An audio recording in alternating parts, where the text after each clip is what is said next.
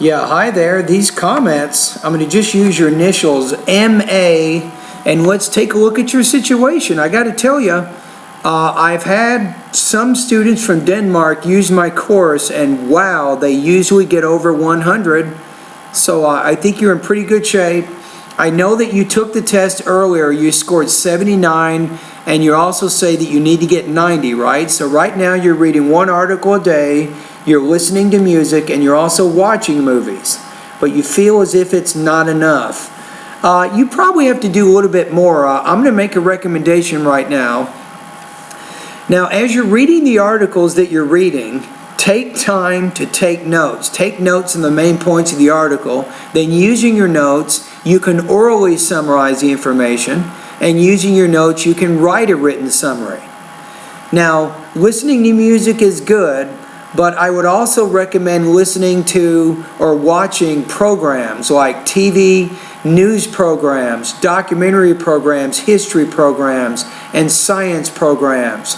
And that's going to be very useful. Music is also good though.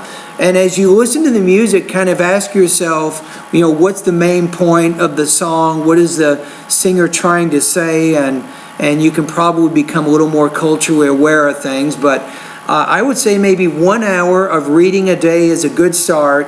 1 hour of listening practice is also good. You want to keep doing those things. Now, I'm also going to recommend my 60-day TOEFL study guide based on the fact you want to get 11 points higher. A lot of students, Michelle, they typically will increase their score about 5 to 10 points for each month that they study online. Those are the results I can't guarantee, but you can probably expect results somewhat like that. So what you're going to do with me is, the main reason you need an online course, let's be honest here.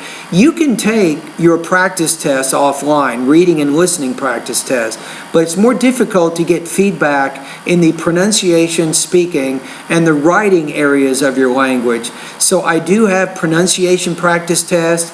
I have independent and integrated speaking practice tests. I also have independent and integrated writing practice tests.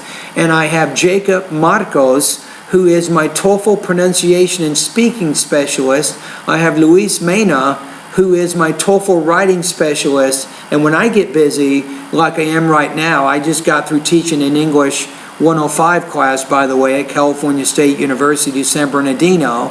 And these guys help me get a lot of my grading done online when I don't have enough time to do it. So they will also help you.